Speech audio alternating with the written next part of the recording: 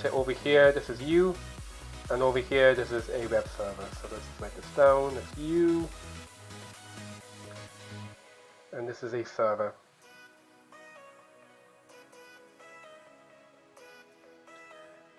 Okay, so when you type a URL into your search bar, what happens is you send a HTTP request to some server somewhere, and then the server is going to respond with a HTML file to go over here. So when we talk about dynamic websites, there are two things that will happen after this point. First of all, there's a scenario which we call DOM manipulation. We call it DOM. And for DOM manipulation, what that means is that there's basically instructions on the web page to alter HTML in some way. So what's going to happen is it's going to take this file that you have and it's going to update it locally on your computer. So basically what it's doing is it's taking data that might be like over here in your file, and it's going to put it like over here instead. So the data you're looking for is actually in the original HTML, but you just have to look for it in a different place. The second situation that can happen is called AJAX. It's AJAX. And AJAX stands for Asynchronous JavaScript and XML. What that means is that part of the instructions on your file are going to ask it to make another request to the server. And the server's going to come back with more data. And once it does that, then it's going to update the file on your end. So in this first case, the DOM manipulation case, the data is actually already in the initial request you get, while in the second case, the data is not in the initial file, it's actually somewhere else. So as a result, you can't rely on just the usual HTML you visit. You have to figure out where to gain this data from, and you want to request it from there instead.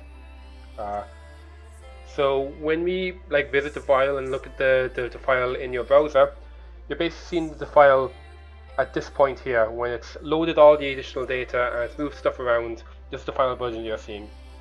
While when you are scraping using like Scrapy or Beautiful Soup or whatever, you're usually dealing with not that one. You're usually dealing with this one here, the first version that comes back.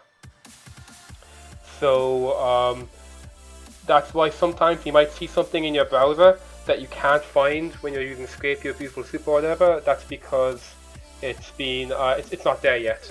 Either the file gets changed after by the browser after it gets loaded, or it requests additional data and puts that additional data in. So when you are using Scrapy or Splash, when you're using Splash or Selenium and those kinds of things, you are basically waiting until this version of the HTML is ready, and then you're working on this version. And as you can see, there's a kind of a gap here, so that means it's taking some time to load. So while if you're loading just like a handful of pages, it's probably okay. But if you are doing a very, very big project where you're scraping maybe thousands, tens of thousands, hundreds of thousands of pages, this extra time could be detrimental and could really, really slow your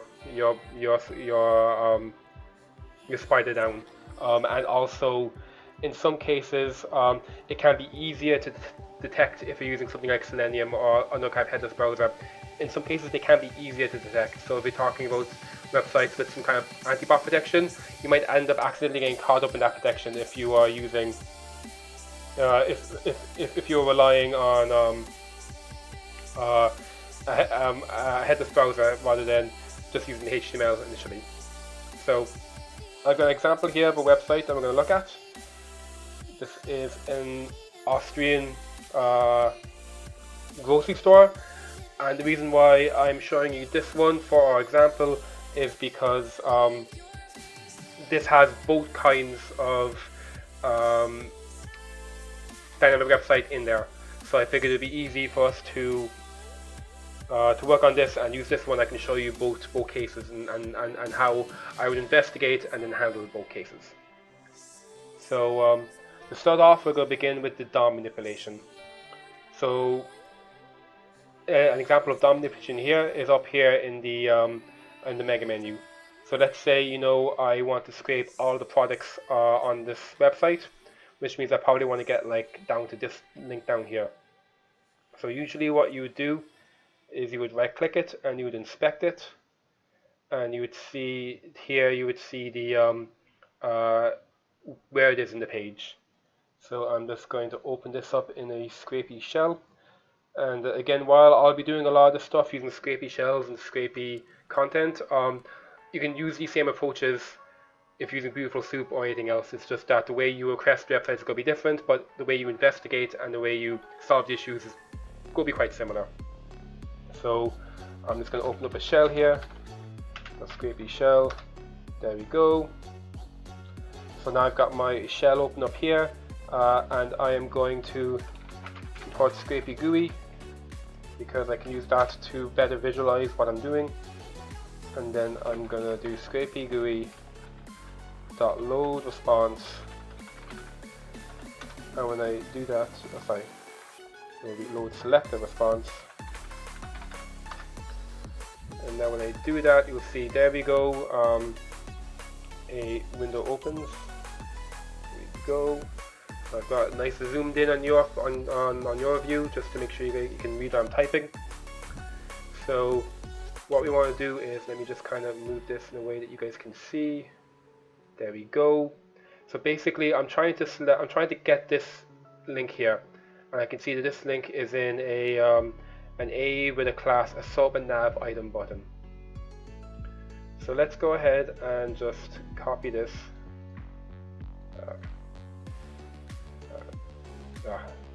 Clicking this can be super annoying. There we go. So now I go back here and I am just going to do dot assortment nav button, and I'm going to get the href out of that.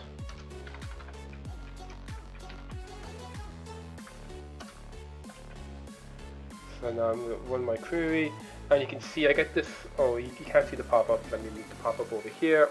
There we go. So you can see I'm getting this pop-up now. It's telling me that there are no results for this query. So even though I can see here on the page that this exists, it's telling me that this does not exist. And that's because, again, this is a dynamic website. What's happening is every time you load this mega menu over here, it's going to build the panel you see. So the data is on the website, it just isn't always in the same place. So now we need to figure out where on the page this data actually is. So I'm just going to close this for a second, and I'm going to open up the source, and then I'm going to go over here and I'm just going to copy the link.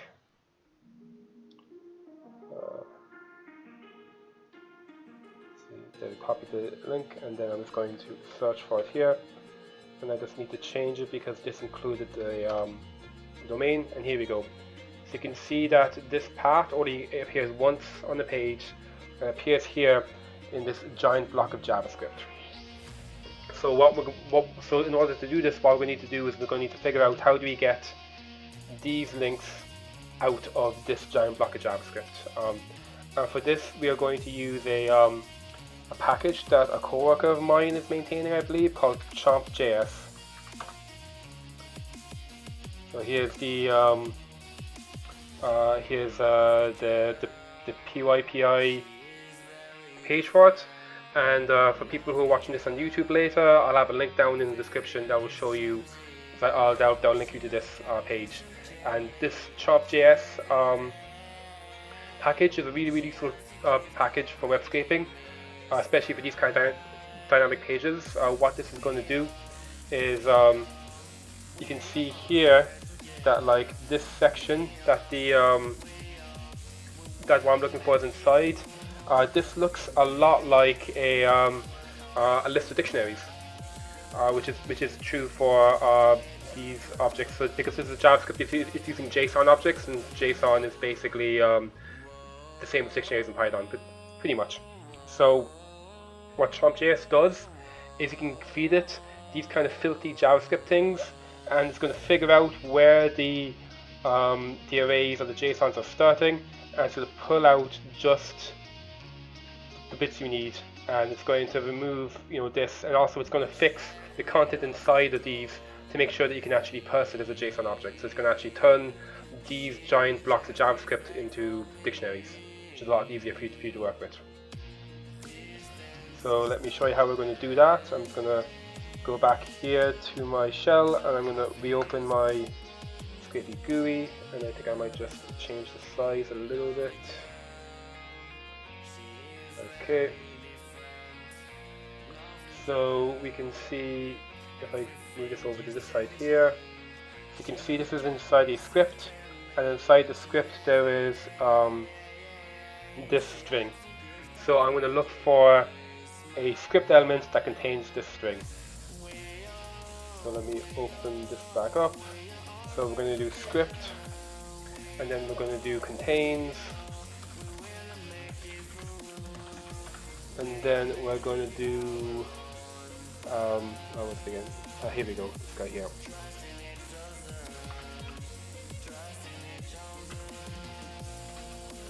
Okay, I'm going to get the text out of it. Now I run my query, and you can see, oops, not that one. So if I make it a little bigger, you can see that I'm getting this text out of here. So now what I need to do is I need to get this specific JSON array out of it instead. Oops.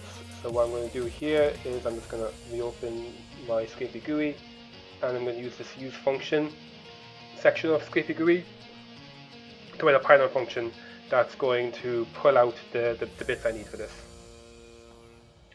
So I'm just going to go up here, I'm going to say from chop.js import parse JSON object. Oops, got that wrong. Okay, and then here what we're going to do is, so the way that this works in scrapy GUI is this results argument is going to be a list of all the results, which in this case is just going to be one thing. So I'm going to say that my text is equal to result 0, and then I'm going to say that my data, and then as well another thing that's important with how this works is the way chomp.js works is if I feed in just this string, it's going to look for the first curly bracket or the first square bracket and treat that as the start of what's supposed to parse, and then it's going to end it at the end of it's going to find where that is closed. So what this means is that if I throw this text directly into chomp.js, it is it's not going to bring out this part that I'm looking for. It's going to bring out just this one here because this has a curly bracket that opens and one that closes over here off the screen.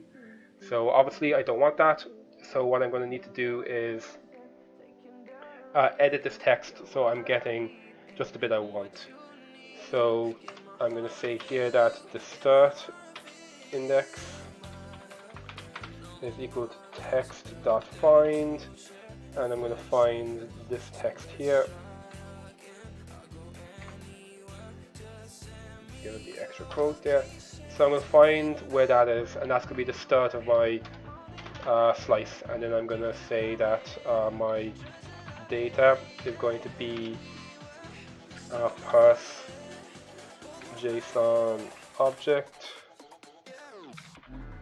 and I am going to take the text and I'm going to slice it starting at start index and going to the end of the string. So basically it's going to start here at WENV main navigation, and it's going to take from this all the way down to the end of it. But then chomp.js is going to see that there's a square bracket right here, and that means it's going to treat that as the start of the object, and then it's going to keep on going till it gets to the very end, all the way over here, and that'll be the end. So it's only going to pass this one line, and then I'm just going to return data because this is going to be a list of dictionaries. So now I'm going to run my query, okay, and I am getting an error. Okay, cannot import. What? I can't import that. Let me double check. Maybe I misspelled it. Oh yeah, it's not per JSON object, it's per JS object. It's not parsing JSON, it's parsing JavaScript. So now let's run this. Oh, and then I have to change down here as well. There we go. Okay, so you can see here now, here's my list of dictionaries. And if I just take one of these at random, not at random, I'm going to take the first one. And I am just going to close this down. I'm going to open up PyCharm here.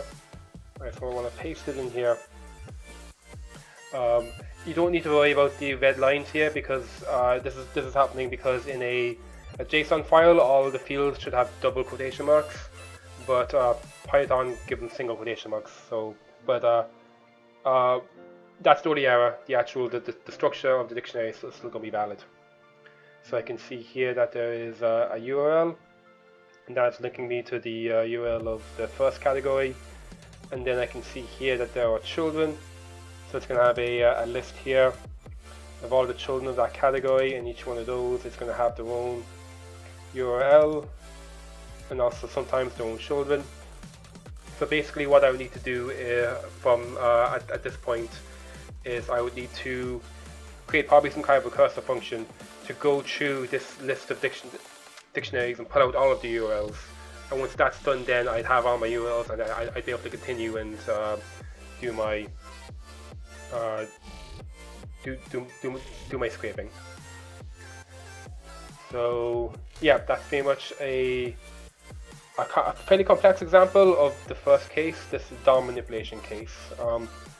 So a couple of things I'll just point out before we move on with DOMs is what I've showed you here.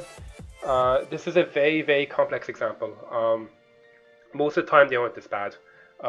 Usually, let's see if they have an example. Let's see. So usually you're dealing with stuff like this, which is JSON lines. And with this, you can basically just take this text straight out, throw it in Shop.js, and it comes out as a JSON. So this is usually what you're dealing with, and this is fine. This is a lot easier to deal with. And then as well, another common one you see a lot is these meta links. Any meta links here? There are, but I can't see them. Here we go. So sometimes these meta links can be used to get information about the product. So like something I've seen a lot in my work is when I'm for example trying to scrape products, they might have a meta link here that has the name of the product and the price up in here, and then you might have some kind of dynamic stuff later to actually put the price into the page. I can just get it from these meta links instead. So I'd say step one when you're dealing with DOM stuff is first of all you look for meta links, and this can be good.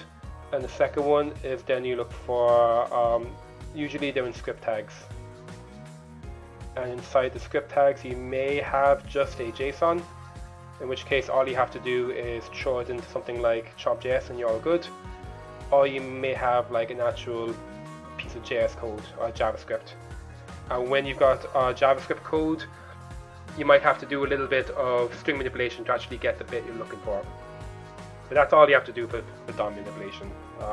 And this is probably the more common one of the two, at least in my experience. I see DOM manipulation a lot more than I see AJAX. Okay, so I'll take a drink and then we'll move on to the next one.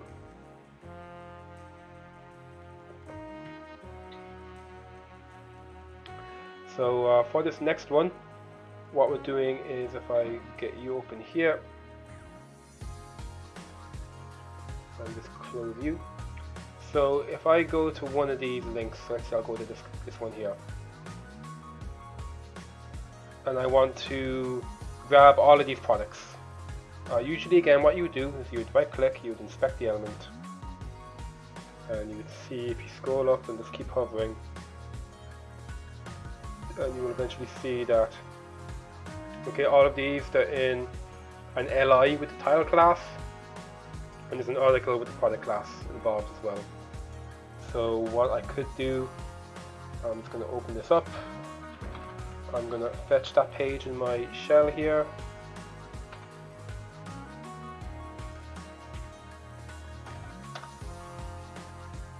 Okay, and then I'm gonna open up my scrapy GUI. Size this a little bit. Okay. So again, just move this so you guys can see properly. Here we go.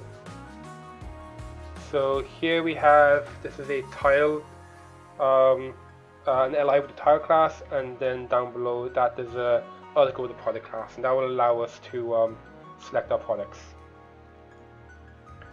So I am just going to open this guy up, and I'm going to do in here dot tile dot product. So now when I do this, it should be giving me all of these products, but you'll see now when I actually run it, I get no results. And the reason I get, sorry, let me just move this over here, I get no results. The reason why I get no results is because, again, this content is not, these classes are not in the original page when I load it. So let's do the same thing we did last time. We're going to have a look at the source and see if we can find it in there. So go to the source, and usually what I do is I just take a bit of name. So here there's banana house, so I'm just going to search for banana house, and you can see that there is no banana house in this page at all. So even though I can see it here, I can see the string banana house. Let me just close scrapy GUI so you guys can see properly. So yeah, so you can see here I'm doing a search for banana, and let me move my face. So you can see here I get no results, even though I can see written here. So this is because what's happening here is this is the an example of an API request. What happens is when you first load the page, it doesn't actually have any products on it. And if I bring back up my diagram here, so you're going to load the page, and then it gets to this point and it says, oh shit, I need products. So it goes to the server and says, hey, what products should I have on this page? And the server comes back and it gives them a list of the products, and it takes that list and it builds the page. And that's how it's working there. So if I open this back up, and instead now I'm going to go to network, I'm just going to get rid of this stuff and get rid of this, and I'm going to reload the page. So you may have seen there just for a second, there was a loading animation. That loading animation is usually a hint that there was some kind of API request going on. Usually you'll start off, there'll be a loading animation, and it's going to send the request out and come back in, and loading animation lets you know that it's waiting for data. So 9 out of 10 times if you load the page, you see that animation, then you know that you're dealing with something to do with APIs. So now I'm actually going to get the APIs. What I'm going to do is I'm actually going to move my face down here a bit. There we go. That's much better. I probably should have done that a long time ago. But anyway, you can see now, you can better see what I'm doing up here. So I'm looking here for this Ya Naturalish Banana House. So I just type here BANANEN house. And you can see that it's coming from this request here. So I can see that I'm getting this response, and here I'm getting what looks to be a list of dictionaries, and there seems to be a bunch of stuff here about products. I can see these prices and stuff, so this is almost certainly what I want. So now what I want to do is go to the headers, and here I can see the initial request that was made, as well as the headers that are part of the request. And sometimes there might be, so here there's create string parameters, which basically just means all this stuff here at the end of it. But sometimes sometimes it could be, if it's a post request, there'll be a body there or something similar to that. Actually, I think, no, yeah, it should be fine. So I think this one might be a better one. Yeah, so this is actually the better one. So this is like making a bulk request. It looks like it's requesting specific products by the looks of things. While I'm actually more interested in this one, I think. Yeah, because with this one I can see here that it's looking for a specific category. So I guess this could be just it loading the first page maybe, or it's loading, maybe it's loading like, you know, stuff up here. While this one here, this full one, because it's got a category section, it's something, it's probably more relevant to try to find how to make, how to get all these products. Likewise, in this case, you can see it's coming back with a 200. Sorry, not that one, this one here.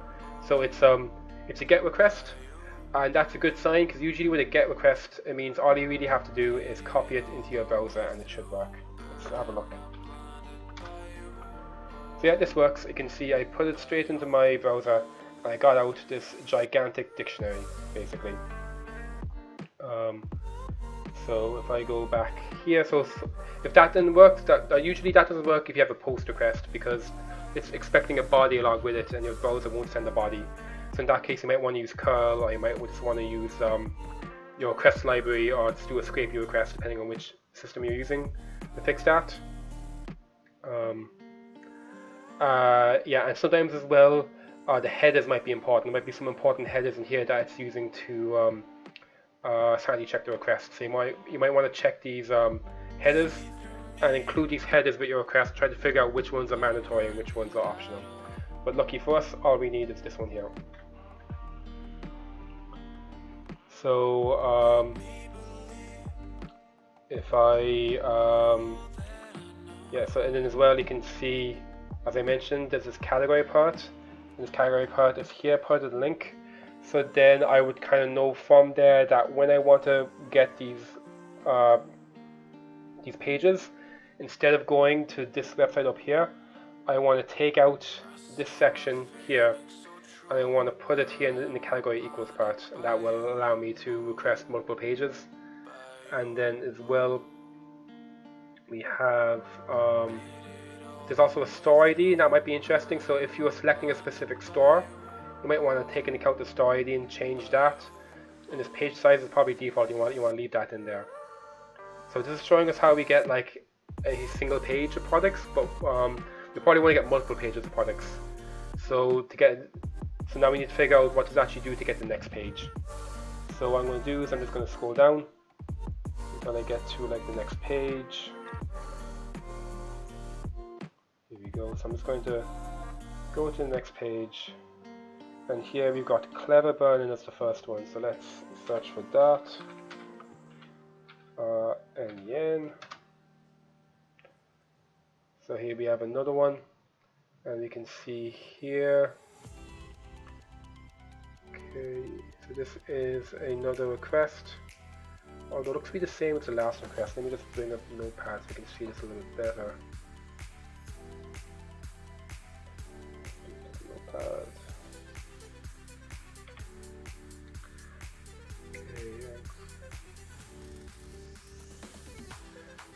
Okay, so that's actually given. I wonder if maybe it's doing everything. Oh, sorry, no. I was looking at the. This was the first one. I think this is the one I want to look at. Yeah, here we go. Perfect. So this is the second page. I'm just gonna put it in Notepad so it'll be a bit easier for you guys to see. And you can see then from the second page that there's now a page equals to argument, a query in there, and also the page size is 24. So based off of this, I think if I go like this, I should get just the first page. So let me get rid of this. So that should give me just the first page, and looks like it did. Yep, the natural bananas are there, so that's good. And let's see if I can just be sneaky and put this at the end. And yeah, that worked. I can get my clever burning up top. So yeah, now I can see that I am able to get my pages. And I also want to see like what happens when the page ends. So I go back down to the bottom here. We can see that we have 3 pages. So let's see what happens when I do 4 here. So I do 4, I get something that's empty. There's no tiles. So now I know that I've reached the end of my shelf when I get something with no tiles in it. And yeah, so that's pretty much all you have to do for this kind of thing for API stuff. So let me just kind of show you here what that looks like in your code. So like for example here in my shell, I can just fetch, and now I've fetched it, and then I'm going to import JSON, so I can convert that into a dictionary. I can do data is equal to json.loadf response.text. Okay, and then you can see that there's this tiles query in there. So we could go to here, and I could say something like, you know, products are equal to data.get tiles. And now we can see that for products, we have 60 products, and that's because here I said page size was 60. Although we know now from our manual testing that we want to set this page size to 24 instead, because otherwise it won't be doing the same amount of pages. Although, I guess in theory you could make this really big as well if you want to do it all in a single request. It depends if you want to match the pages a customer would see, or if you want to just get all the data really fast. So I guess you can go ahead and like change this to like 1,000 or something, and it might get everything in a single request. And then we go to like products, the first products. You see here we've got our big, we have, you can see here now we've got our big, I think what I'll just go, from earlier, I think actually, here we go.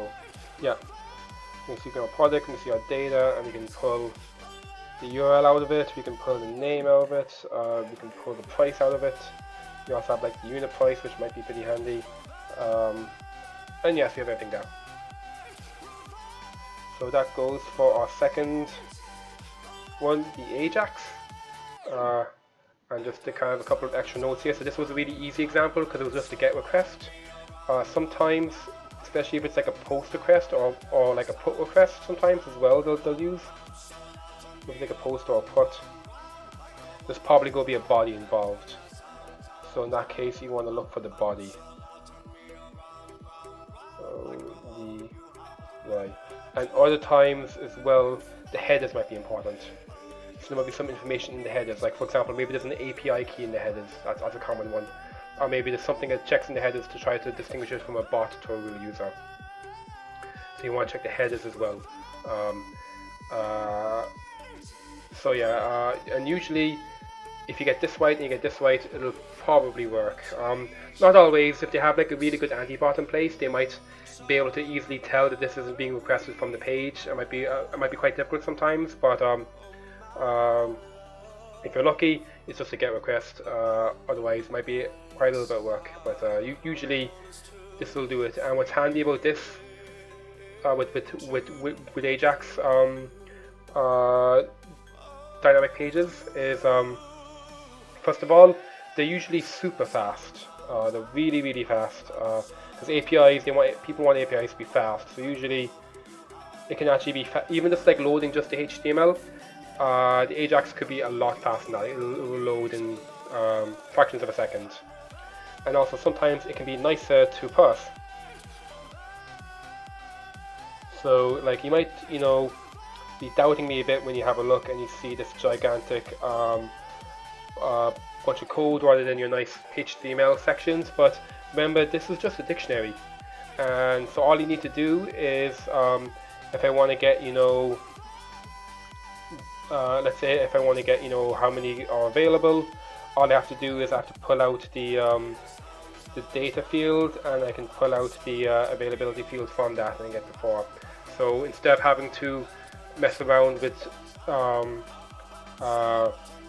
HTML selectors, which can get quite complex depending on the website, all I need to do here is grab these dictionaries and I can pull them straight out, and it's a lot nicer. So when I first started web scraping, I got something like this. I was basically shitting myself because I'd be thinking about, I have to use Selenium now. It's gonna be a huge effort. But nowadays when I see this, I love it because it means that instead of having to fuck around with CSS, all I need to do is find out how it's getting these JSONs, and I have a nice little dictionary to work with instead.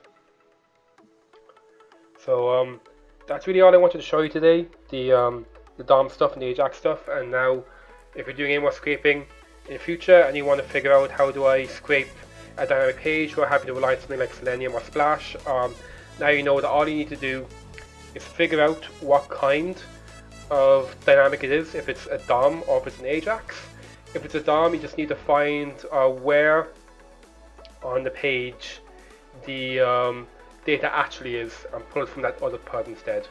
While if it's an AJAX, you just need to check your network tab, look at the requests, try to figure out how you want to make the request, and then once you've got that figured out, you'd have a fast and nice way to pull the data you need from that JSON instead of having to mess around with CSS.